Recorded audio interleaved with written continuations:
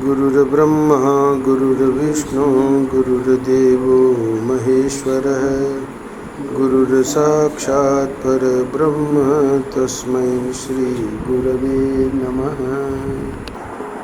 Pause दबा हुआ था। आनंद रस रत्नाकर करने के पहले वो पॉज दबा दिया था। तो आज का पृष्ठ जो है भजन करो, तो उसमें भजन करो में मोह को लेके मैं सुना रहा था।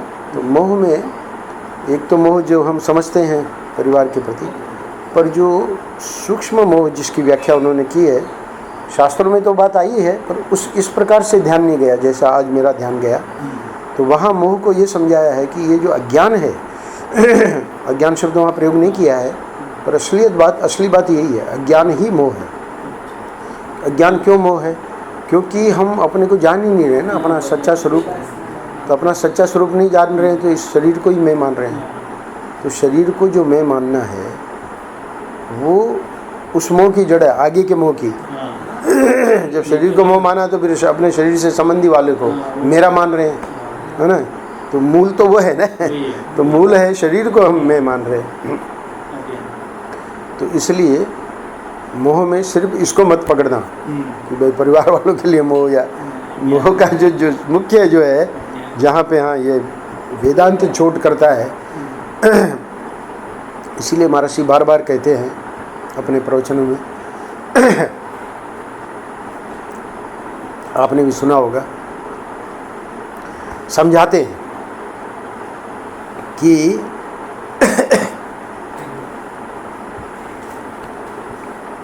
देख थोड़ा सा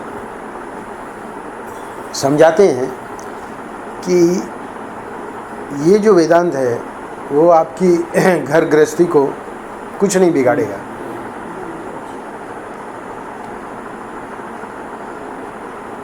ये हाँ मतलब आपका सब कुछ वैसे ही बना रहेगा।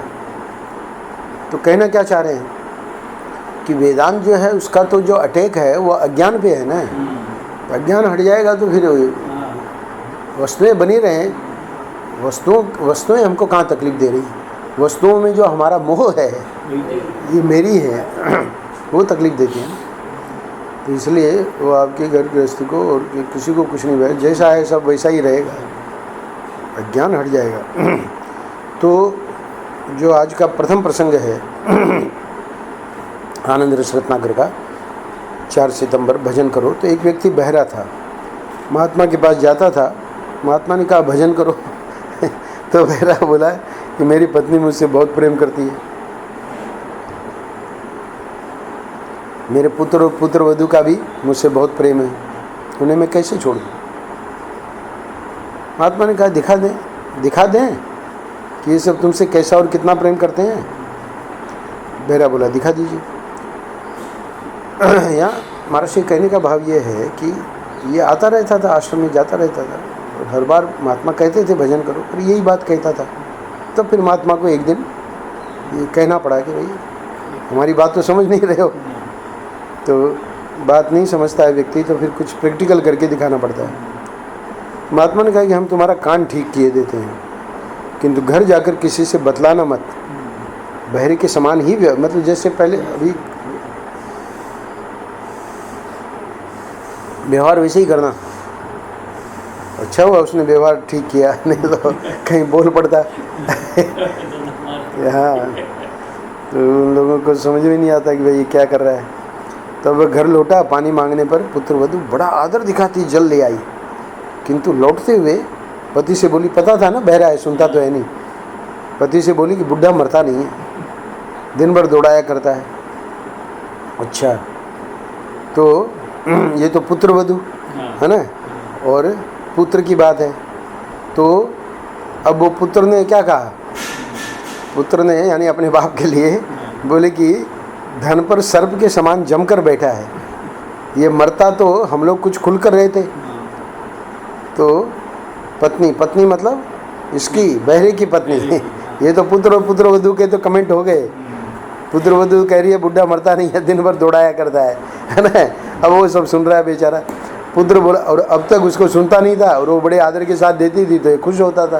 तो इसलिए महात्मा जी को कहा कि मेरी पत्नी मुझसे बहुत प्रेम करती है, मेरे पुत्र और पुत्र वधू का भी मुझसे बहुत प्रेम है। अब महात्मा जी की बातें समझ में आ रही है। बोले चलो कोई बात नहीं, पुत्र पुत्र वधू तो कोई बात नहीं, पत्नी तो प्रेम करती ही है।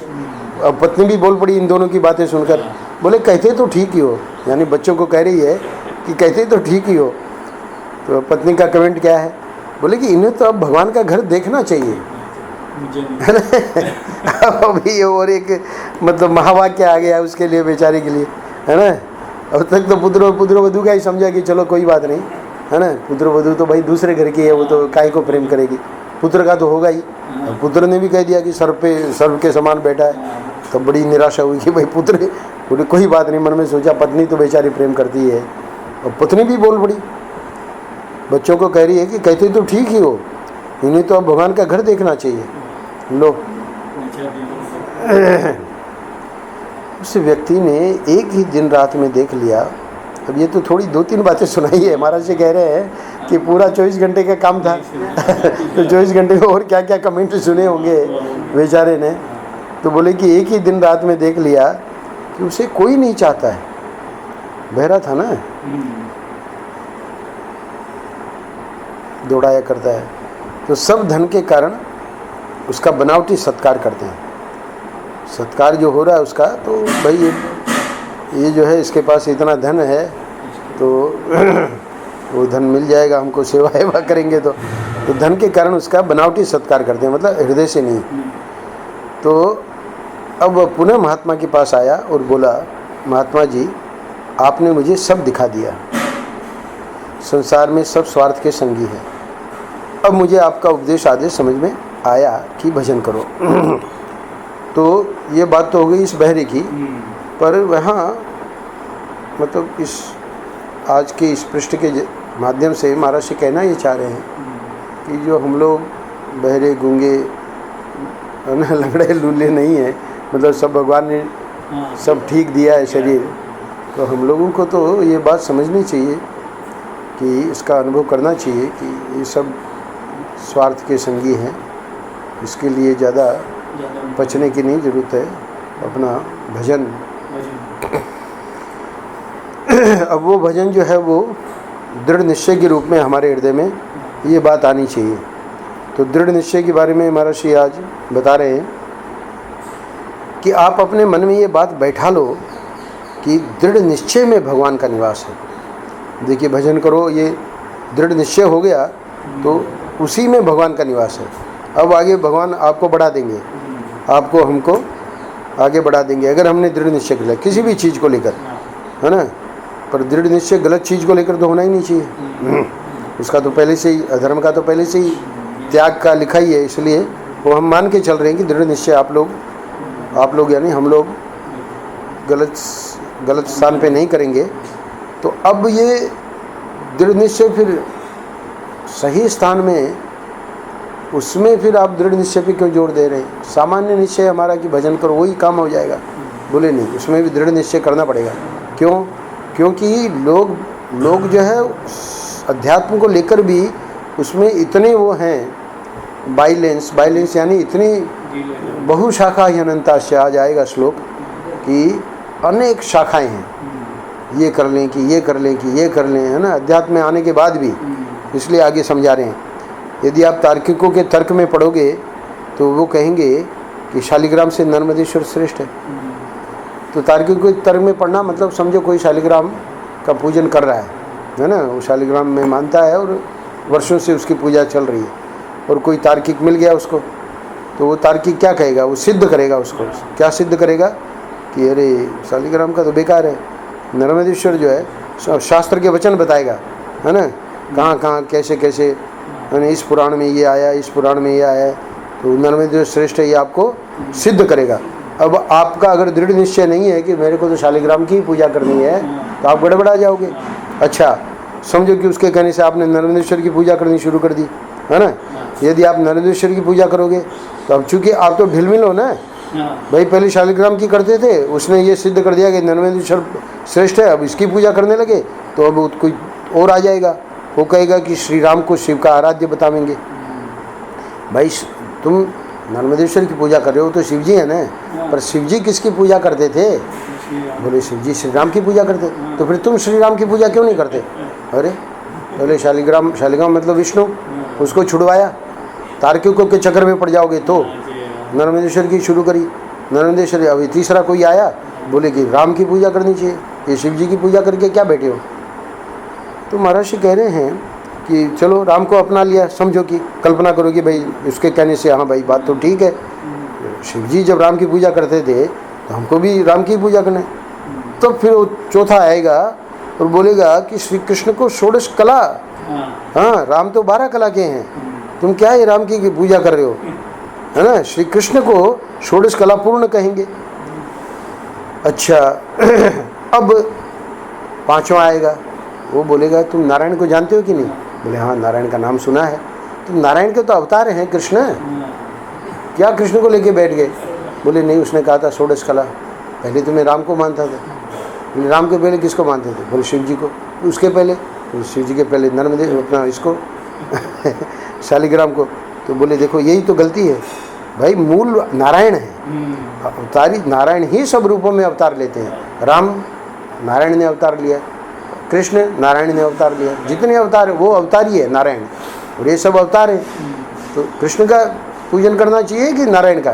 बोले बात आपकी ठीक है, तो नारायण जो अवतारी है तो अवतारी की पूजा करेंगे। तब महर्षि ये दृष्टांत देके, ये मतलब किस प्रकार से लोग तुमको गड़बड़ा देंगे, ये बात समझा के आगे कह रहे हैं कि इस प्रकार फिर और चौथा है, पांचवा छठा आदमी आएगा, बोले कि नारायण भी तो सगुण साकार है ना, इससे भी बड़ा जो है निर्गुण निराकार है ना। अब इसका अब निर्गुण निराकार में पहुंच गए तो ये तो बुद्धि भटकती रहेगी ना। निर्गुण निराकार में पहुंच गए तब तक तो खत्म हो गया, मतलब बुढ़े हो गए। अब क्या करें?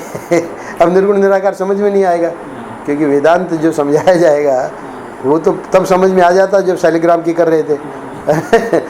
समझो 30 साल 40 साल पहले, पर तुम तो बदलते गए, है ना? शालिग्राम से नर्मदेश्वर में आए, नर्मदेश्वर से राम में आए, राम से कृष्ण में आए, कृष्ण से अब नारायण में आए। तो नारायण जब करने लगे तब इसने कहा कि निर्गुण निराकार। अब तब तो न सुनाई देता है, न घुटने काम कर रहे हैं, न कुछ काम कर रहे हैं, और अब निर्गुण निराकार को पकड़ा। तो अब निर्गुण निराकार का तो कुछ बनना नहीं है, उन लोग तो बुद्धि में बैठेगा ही नहीं ना। तो महर्षि कह रहे हैं तार्किक आपको कहीं भी टिकने नहीं देंगे, अतएव आप तर्क के जाल में मत पड़ो।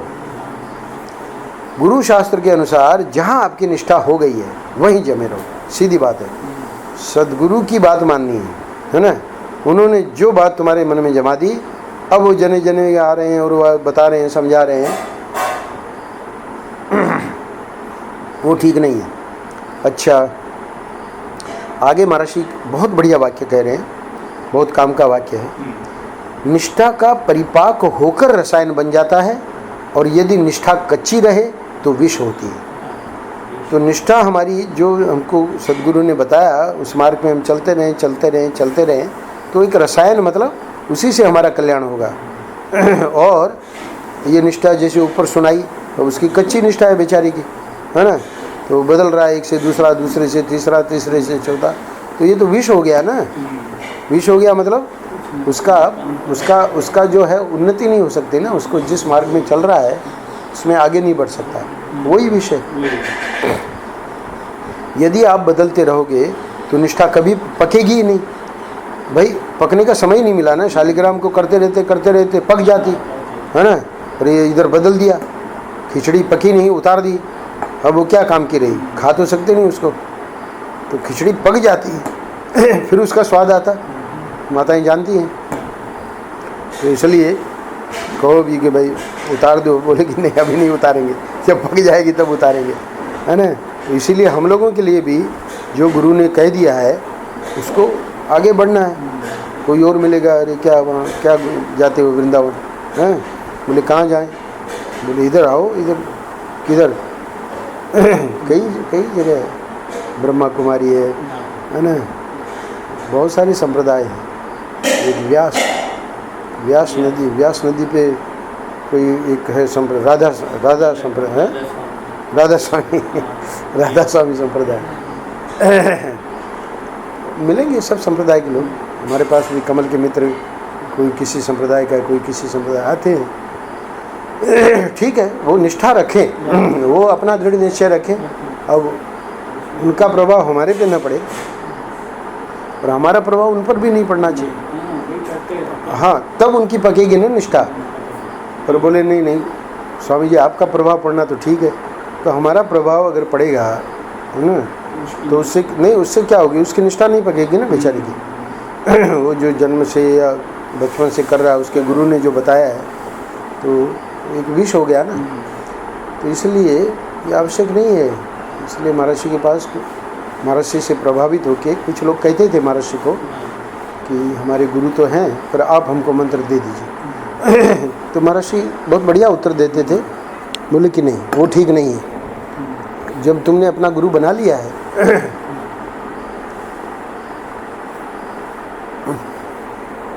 जब तुमने अपना गुरु बना लिया है, तो अब वो बदलना ठीक नहीं है। तो बोले नहीं महाराज, हमारी आप में श्रद्धा हो, हमारे उनमें श्रद्धा नहीं बन रही है। तो बोले कि तुम, अब हमारे में श्रद्धा है ना तुम्हारी, तो तुम अपने गुरु में हमको ही देखो, हमको कोई अलग मंत्र लेने की हमसे ज़रूरत नहीं है। जब तुम हमको ही अपने गुरु में देखोगे तो निष्ठा और आगे बढ़ जाएगी, है ना। तो ऐसे चलते चलते चलते चलते बहुत लोग मिलेंगे। डॉक्टर अलमस्त आपका पता नहीं ज़्यादा डॉक्टर जेठी के साथ आते थे, हाँ, पर आपका ज़्यादा, हाँ, पर नाम सुना होगा। तो महर्षि को अनन्य भक्तों में से थे, शिष्य थे महर्षि के। लीला स्मरण के बाद खुद सुनाया उन्होंने, 10-15 दिन के बाद महर्षि 19 नवंबर 87 में लीला स्मरण कर ली। तो उनके हृदय में एक बात आई कि अब जो है हमको किसी न किसी व्यक्ति को, किसी न किसी महापुरुष को अपनाना ही पड़ेगा अपने आगे के लिए, अध्यात्म उन्नति के लिए। तो मन में विचार करके किसी व्यक्ति विशेष के बारे में सोचा। तो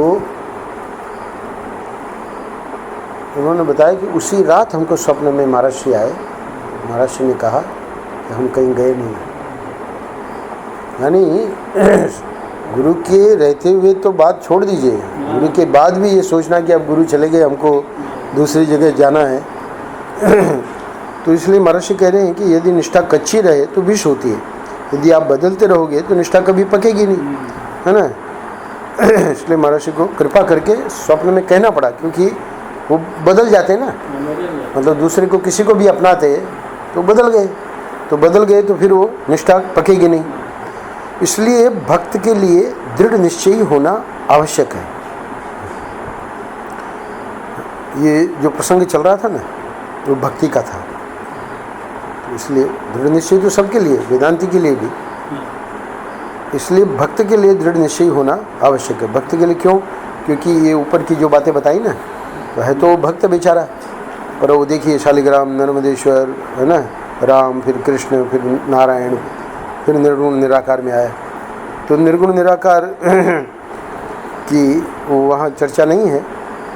तो भक्ति का प्रसंग है, तो भक्ति के लिए दृढ़ निश्चय होना आवश्यक है, क्योंकि वहाँ निर्गुण निराकार में तो है नहीं ना, भेद नहीं है। तो भेद नहीं है, इसलिए इस प्रकार की बात नहीं बनेंगी कि इसको छोड़ो उसको लो, है ना। शुरू से निर्गुण निराकार में है तो चलो दृढ़ निश्चय है, इसीलिए तो उसमें गया है। पर भक्त के लिए बहुत आवश्यक है, क्योंकि वो अगर दृढ़ निश्चय नहीं है तो ये ऊपर जो बताया है, किसी का कोई तर्क आपकी बुद्धि को विचलित न कर सके, यही निश्चय की दृढ़ता है। बोले आप दृढ़ निश्चय तो सुना रहे हैं, पर दृढ़ निश्चय होना क्या है उसकी परिभाषा तो बताइए। तब परिभाषा दे रहे अंत में महर्षि कि किसी का मतलब कोई भी हो। उपमन्यु के बारे में आया है, उपमन्यु शिव के भक्त थे। तो बस अपनी मतलब उनकी दृढ़ निष्ठा के बारे में महर्षि ने सुनाया है। तो शिव भक्त थे, तो एक दिन भजन करते करते, यानी अब भगवान परीक्षा तो लेते ही हैं, आ गए इंद्र हाथी पे, ऐरावत पे। बोले मैं बहुत प्रसन्न हूँ तुम्हारी भक्ति से, हाँ मैं इंद्र स्वर्ग का राजा, और तुम जो वरदान मांगना चाहो। मैंने ने सोचा कि हम तो शिव जी की भक्ति करते हैं, ये कहाँ से आ गए, हाँ साफ कह दिया। बोले नहीं, हमको तुम्हारे से कोई मतलब नहीं है,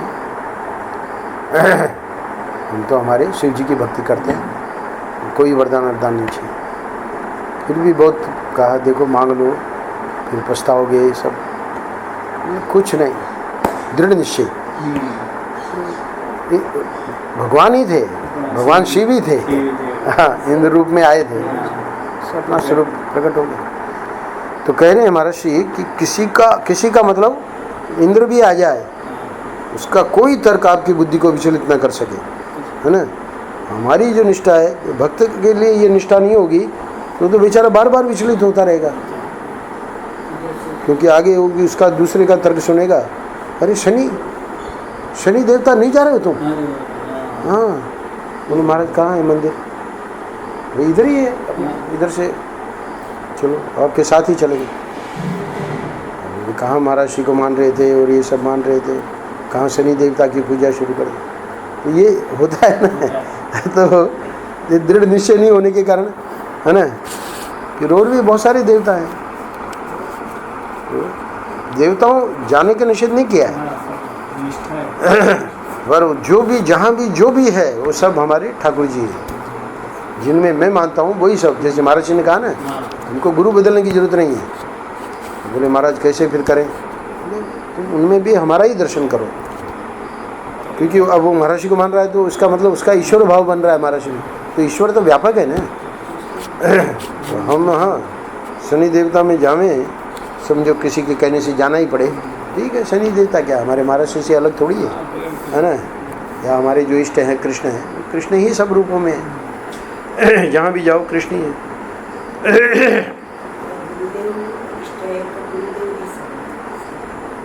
गुरुदेव इष्ट देते हैं, गुरुदेव कभी भी अपने को इष्ट रूप में नहीं रखते।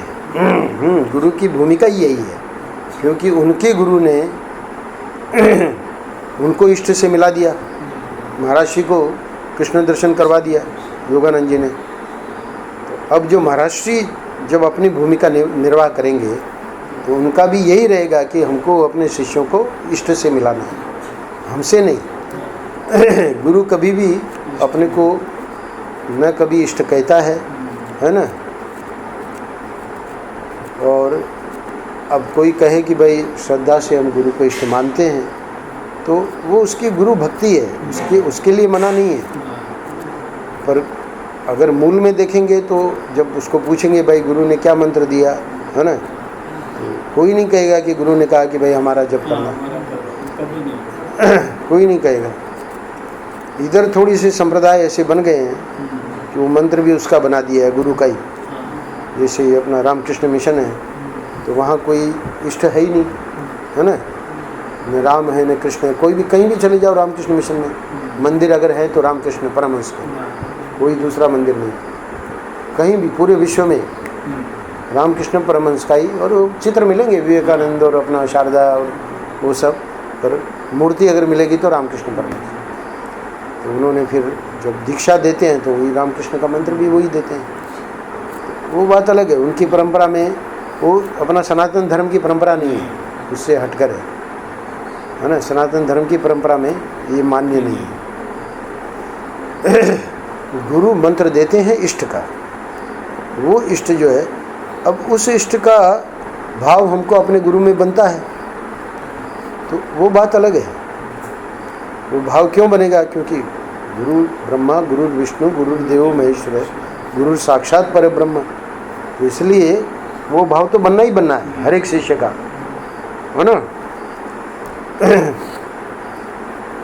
पर इष्ट जो है वो हमेशा परमात्मा ही रहेगा। इष्ट जो है हमेशा परमात्मा ही रहेगा। परमात्मा की विशेषता क्या है? जो ईश्वर है, जिनको राम कहो, कृष्ण कहो, इनकी विशेषता क्या है कि ये लक्ष्यार्थ का मतलब सच्चिदानंद। तो लक्ष्यार्थ में भी सच्चिदानंद है और वाच्यार्थ यानी उनका जो स्वरूप है उसमें भी वो पूज्य है। पूज्य मतलब उसमें शास्त्र कहते हैं कि वो वैसे के वैसे ही, उसमें भगवत बुद्धि नहीं करनी है, वो स्वयं ही भगवान है। पर गुरु जो हैं अथवा कोई भी देवी देवता, उसमें परमात्मा को छोड़ के जितने देवी देवता हैं या जितने गुरु वगैरह या पूज्य लोग हैं, तो उसमें लक्ष्यार्थ में तो वो सब परमात्मा ही है। गुरु भी परमात्मा ही है ना। यहाँ तक कि गुरु की बात छोड़ो, लक्ष्यार्थ में तो प्राणी मात्र है ना, सुअर मच्छर वो भी परमात्मा ही है, सबका स्वरूप तो परमात्मा ही है ना। तो लक्ष्यार्थ में तो पर गुरु का विशेष है ना। गुरु का विशेष का मतलब लक्ष्यार्थ तो परमात्मा एक ही है सबका, उसमें विशेष नहीं है। पर गुरु का विशेष का मतलब उसकी जो उपाधि है गुरु की, उस उपाधि के लिए कहा ना, गुरु ब्रह्मा गुरु विष्णु गुरु देवो महेश्वर है। तो परब्रह्म तो कहा लक्ष्यार्थ की दृष्टि से, पर गुरु को जो ब्रह्मा विष्णु महेश कहा, वो क्यों कहा? बोले कि वो जो उपाधि है उनकी, उसमें भी हम ये भाव कर सकते हैं। तो वहाँ भाव करना पड़ेगा क्योंकि वो मनुष्य है ना। तो मनुष्य है इसलिए वो ब्रह्मा है या विष्णु है या महेश्वर है, ये बात नहीं बनेगी।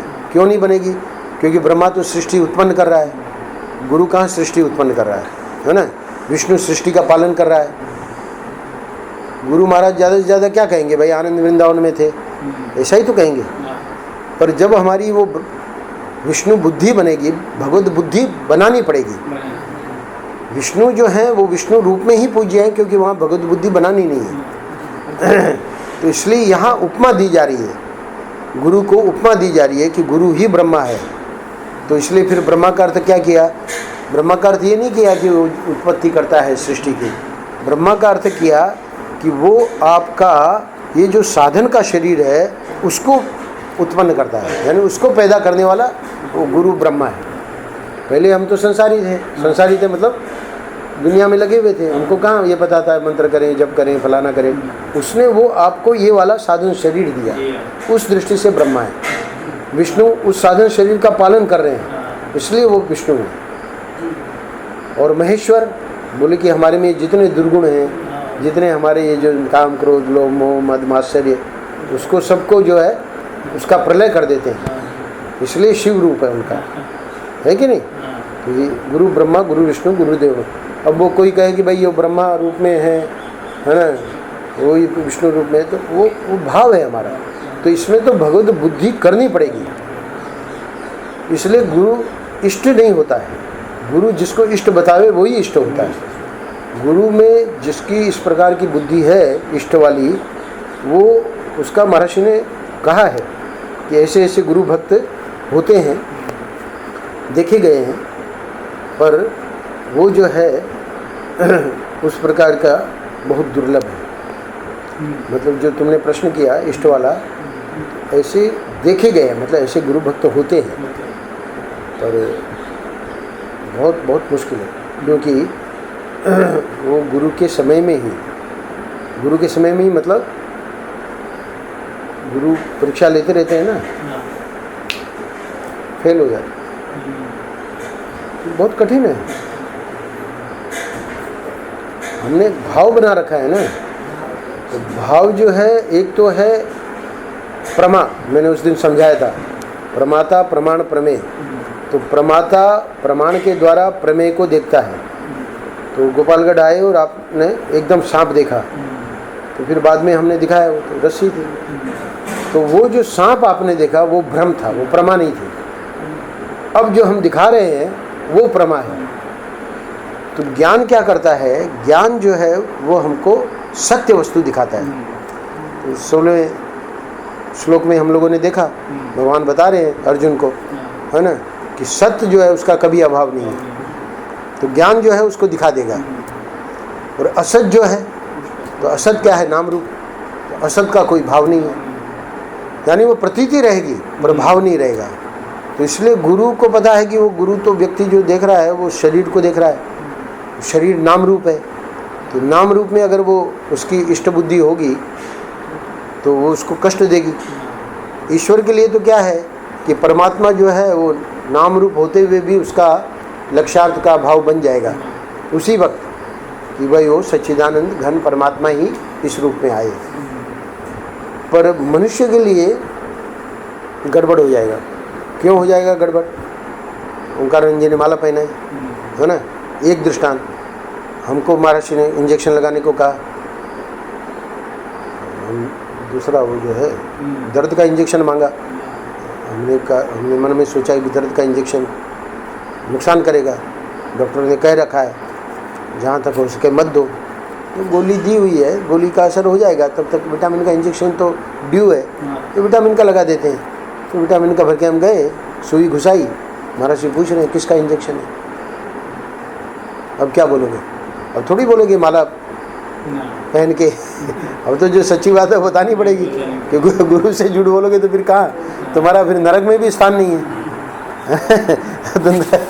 तो उन्होंने बताया कि भाई विटामिन का है। बोले जो भी बात हो बता देनी चाहिए। मतलब अगर नहीं देना था दर्द का इंजेक्शन बता देते कि भाई नहीं देना है, विटामिन का ला रहे हैं। मतलब ये तो छल हो गया ना। हमने फिर क्षमा मांगी, गलती हो गई। तो गलतियां होंगी हमसे, पर अब ये क्या हो रहा है, ये गुरु के प्रति तो हो रहा है ना। तो इष्ट क्या, कैसे इष्ट मानोगे? नारद जी के लिए इष्ट थे राम। ये सुन लो क्या सुना हुआ है, कमल को सुना रहे। अब ये रामायण इसकी चल रही है, तो आएगा आगे प्रसंग, शुरू कर दिए इसने। तो हमने कहा एक आवृत्ति रामायण की कर लो, तो उसका संस्कार रहेगा ना रामायण में क्या क्या है। तो नारद जी के इष्ट थे राम। चलो वो जो इष्ट वहाँ विष्णु कह दो, तो विष्णु थे, क्योंकि विष्णु के अवतार है, नारायण के अवतार है ना राम, बात तो एक ही है। तो उधर क्या किया विष्णु ने, तो विष्णु ने इधर इनको थोड़ा अभिमान बन गया था, भगवान को अभिमान निकालना था। तो अभिमान निकालने के लिए लीला करनी पड़ी। तो लीला में उन्होंने देखा कि भाई बहुत बड़ी नगरी है, और था तो सब माया का। तो उसमें जो विश्व मोहिनी थी तो चले गए अंदर, वो भी माया की थी। और विश्व मोहिनी को देख के उनका सब गड़बड़ा गया काम। ये कैसे भी इसका स्वयंवर होना है, तो अगर भगवान अपना रूप दे दे तो हमारी शादी हो जाएगी। और विश्व मोहिनी की शादी नहीं होनी थी। भगवान को तो नारद जी का ये करना था ना कि भाई नारद जी अपना भजन करते रहे।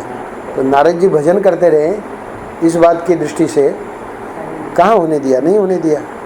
जब नहीं होने दिया तो वो खुद ही आ गए और आके उसको ले गए। तो एक और तो रमा और एक और ये विश्व मोहिनी। ये उन्होंने कहा कि तेरे को बंदर का रूप दिया है, शिव जी के गण ने कहा कि बंदर का रूप दिया है। अब देखिए कितना क्रोध आया। तो क्रोध आया तो उन्होंने इष्ट को शाप दिया कि नहीं। ये घटनाएं क्या बता रही हैं? ये घटनाएं ये बता रही हैं कि नारद जी जैसा व्यक्ति अगर इष्ट को शाप दे सकता है, तो गुरु को इष्ट जो बनाएगा तो वो तो कहीं न कहीं ऐसा आ जाएगा ना बुद्धि में। ये तो मनुष्य है ना, इसलिए परमात्मा को ही हमेशा इष्ट, गुरु कभी नहीं कहेंगे हमको इष्ट। कोई महर्षि ने लिखा है, खुद लिखा है, जो तुम बता रही हो खुद लिखा है। कोई ऐसे गुरु भक्त होते हैं, पर नहीं। वो वाक्य क्या है वो मैं बताऊंगा, छोटा सा वाक्य है। तो अब हम अपना गीता पर आते हैं। तो समय भी हो गया। नारायण नारायण नारायण।